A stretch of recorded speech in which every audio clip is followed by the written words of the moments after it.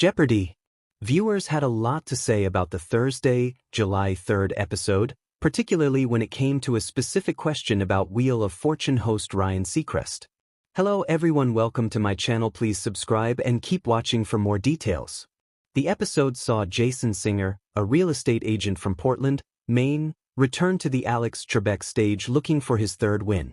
After a 13-game streak of one-day champions, Singer was the first contestant since mid-June to win more than one episode. Singer faced off against Scott Riccardi, an engineer from Somerville, New Jersey, and Katy Doll, an instructor of American Studies originally from New Orleans, Louisiana. The game started evenly between Singer and Riccardi, whose scores were tied at $3,200 each at the contestant interviews stage of the episode. However, it was during this first round that fans took issue with a particular clue under the dropouts category. The $600 clue read, "It was Seacrest out of this state university in 1992 that didn't stop Ryan from getting a hosting job or two." The question stumped the players, the answer was University of Georgia, and annoyed the viewers, with one Jeopardy! Reddit user writing, "Is there a particular reason we should know the school from which Ryan Seacrest was a dropout?" Came to ask about that absurd Ryan Seacrest question to LMAO like, "He's not Michael Jordan," or "literally any athlete where they famously go play at a college and it's mentioned or something else," said another. "How in the world is anyone supposed to know where Seacrest went and if it's a $600 question without a single hint/clue in the question?" Another defended the question, saying, "Some people just know some things. That's the game. What has the lint roller in my head picked up over the years?" One commenter responded, "True, but Jeopardy! Clues are supposed to help you get there, and usually the information conveyed is somewhat interesting. They just don't want a random fact about a random celebrity that has no particular point of interest. If the whole show was like that, it would be boring as hell. Evidence would indicate more people are interested in Ryan Seacrest than Ken Jennings." "Not me.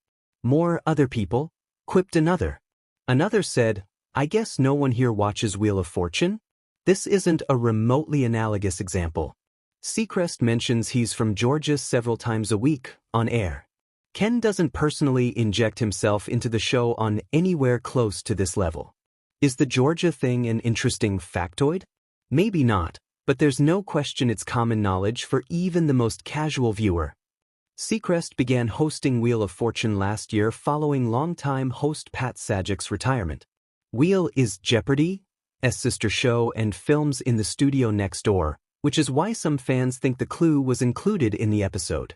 "I think y'all are way overthinking this. This is just throwing a bone to Jeopardy's sister show," explained one Reddit user.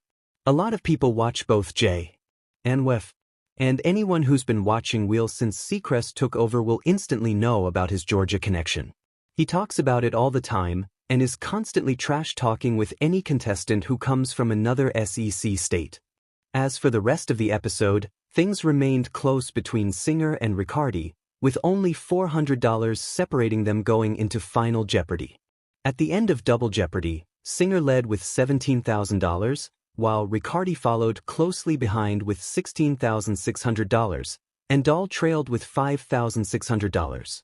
Unfortunately for Singer, he wasn't able to make it 3 wins in a row after another pop culture question stumped him. The Final Jeopardy clue read, "Lord of the Flies inspired this series, as did the 1994 film Heavenly Creatures, which starred one of the show's actresses." Singer, like many viewers, incorrectly guessed ABC's Lost. The correct answer was Paramount's Yellow Jackets, which both Riccardi and Doll figured out. Singer ended up finishing last after wagering almost his entire amount. Riccardi, who YouTube commenters said looked like Henry Winkler's Fonzie, won with $17,600, while Doll finished second with $7,200. I had the same response as Jason for Final. I'm vaguely aware of the existence of Yellow Jackets only because it gets such an inordinate amount of hype for what is apparently a premium cable knockoff of Lord of the Flies and Heavenly Creatures, said one Reddit commenter. Another added, "I was proud of myself for thinking it was Lost. Partner got it because of the Melanie Lynskey connection." "I would have said Lost," added another. "I have heard of Yellow Jackets, but it was a hard pass for me. A bit too out there for me," said one Facebook user. Nope, had no idea. We said lost. Another wrote, what did you think of Thursday's episode? Did you get the Seacrest and Yellow Jackets questions correct? Let us know your thoughts in the comments section below.